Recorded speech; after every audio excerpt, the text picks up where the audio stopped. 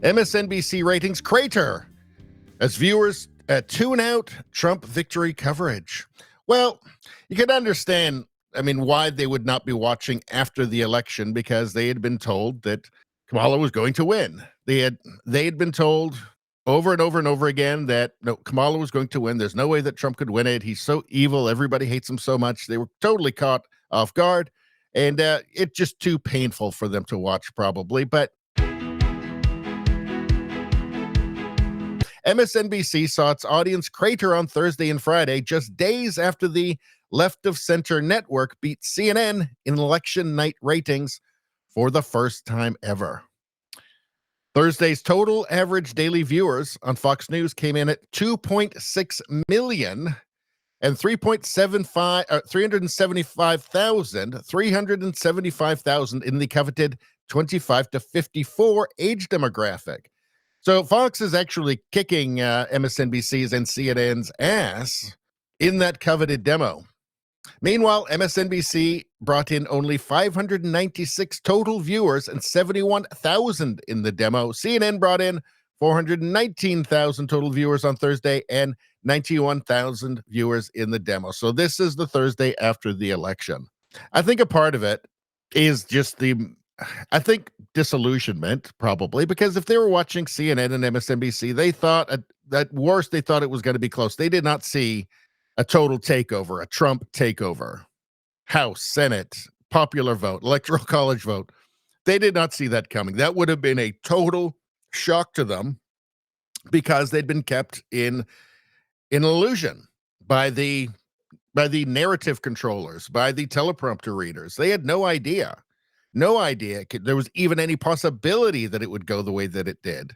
So you can see how maybe obviously a lot of Kamala supporters, a lot of leftists did not take it well already. They just went into immediately hysterical mental illness, but also too just going, does some portion just get really disillusioned with their news sources, their trusted news sources, the people they were told were the only ones they could trust, and everybody else is lying, especially those evil people, those evil right-wingers in social media.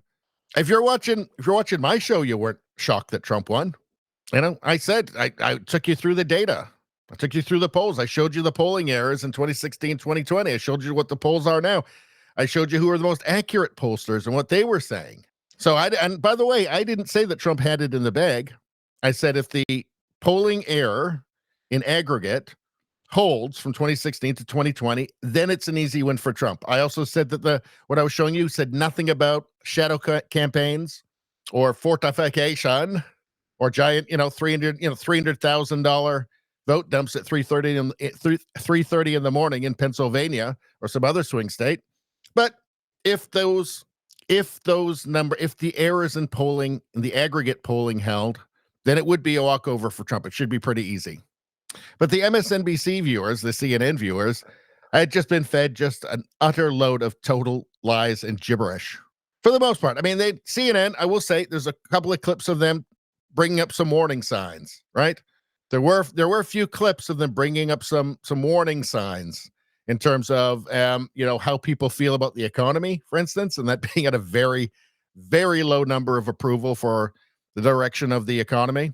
But obviously their viewers were expecting a Kamala win, and there's a reason why. It's called narrative control. Let's see, Fox News was up some 60% year over year for the day. Again, people, who weren't disappointed, who didn't want to just turn away from the world because it was all just too painful. If you're winning, you want to celebrate, you want to look at the people on Fox News celebrating. I can see that, but still, it's pretty striking by how much, though, isn't it? Fox News was up some 60% year over year for the day, while MSNBC and CNN were down 23 and 40% respectively. So MSNBC down 23, so it's almost 1 in 4 people didn't watch. 40% for CNN. In prime time, the news was even more bleak for CNN and MSNBC as they shed 30% and 54% of their viewers. 54% for MSNBC, more than half. Wow, that's compared to the same day last year.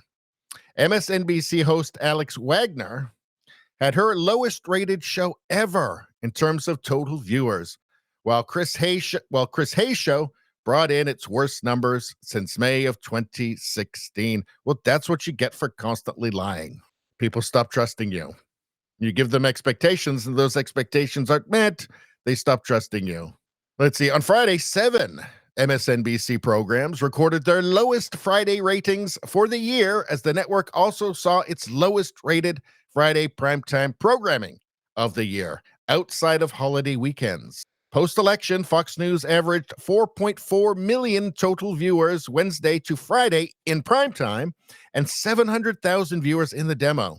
MSNBC brought in 800,000 total viewers, 808,000 total viewers for the same period, and 90,000 demo viewers. So that's almost a tenth. That's a little over a tenth. CNN, meanwhile, saw 611,000 total average primetime viewers and 159,000 average demo viewers. So this is not good for them at all. Let's take a look at some charts here. So from Newsweek, let's see, number of viewers here. This is for TV viewership numbers for the 2024 election. So this was, hold on one second.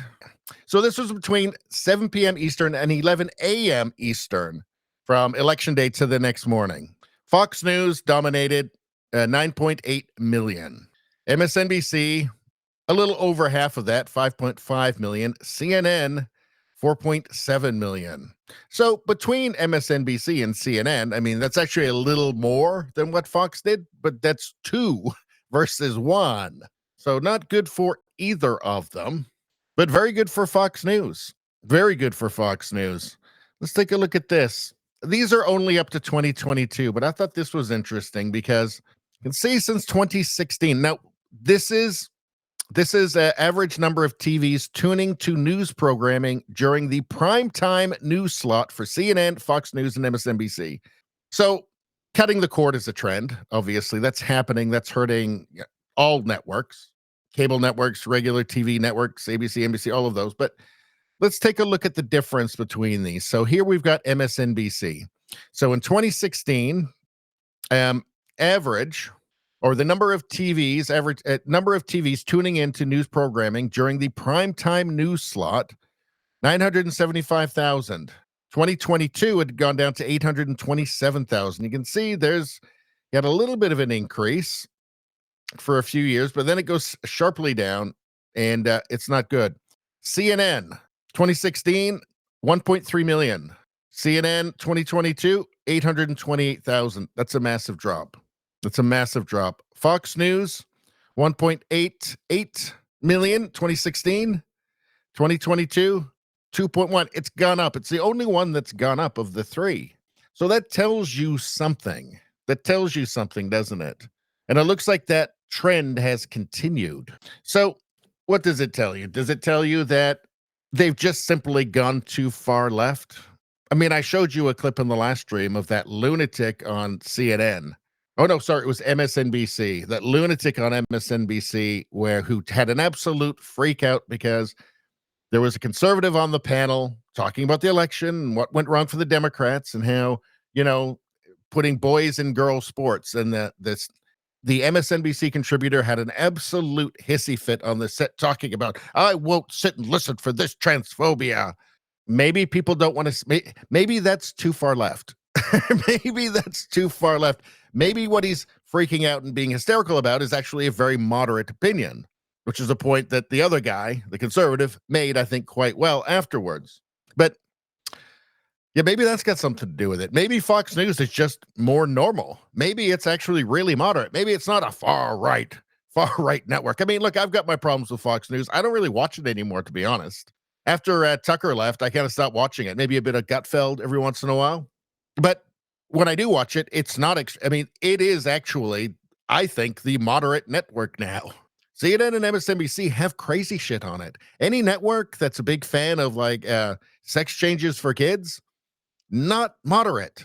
That's far left. That's radical. That's extreme. Fox News is the moderate network now, regardless of all the, what the left may screech and scream about it. No, that's the moderate view now.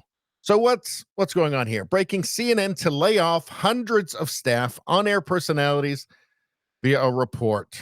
Let's see. CNN is set to kick off a round of post-election layoffs that will affect hundreds of employees in the company, including on-air personalities. I, at some point, you can just. I think that they're just teleprompter readers. They can just build a new star, right? None of them are really known when they start. I think they know this. Do they really need to pay Anderson Cooper the 15 million or whatever they pay him a year?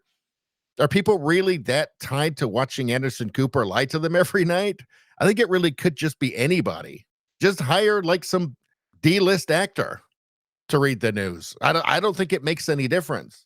They're all just reading off teleprompters. They're not journalists, right? They're not like investigative journalists. They're not fine.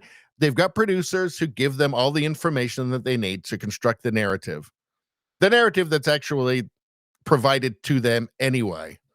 Sources told Puck News that the layoffs will take place in the next few months and will include those whose TV production talents won't necessarily be needed in the new digital-first landscape. Uh-oh. Let's see. Reporters and correspondents would be asked to take on responsibilities handled by production teams. Redundant assignments will be nixed, and various divisions will be reduced or even eliminated. Well, this must be scary for Brian Stelter because they just brought him back on again. Maybe he's going to have to go and like work in the kitchen now or something. The outlet said that some on-air talent is likely to be affected by the layoffs. While layoffs are occurring, CNN reportedly plans to create new positions. The layoff and hiring process could result in a net gain in employees to accommodate CEO Mark Thompson's stress on a digital-first business model. Well, they tried that before and it failed after like 3 days, right? Do you remember that? I made a video on that. If you're not subscribed to the channel, subscribe now and you can go and find that video somehow. Like, do you think Elon Musk should buy CNN? It's something people are talking about, you know? Would it be awesome? Yeah, but it's too much. There's only so much the man can do, right? Like, it's too much. But maybe there'll be another billionaire that will be inspired by him. I'm sure there are. I'm sure there are those that are tempted, right? So, did Elon Musk buy CNN, soon to be XNN? Well, no, he didn't, and I don't think that he will. But XNN would be really fun. That would be hilarious. Anyway, that's all I'm going to say about that. Please like, share, and subscribe. Subscribing really helps me out. I thank you for that. I will see you next time.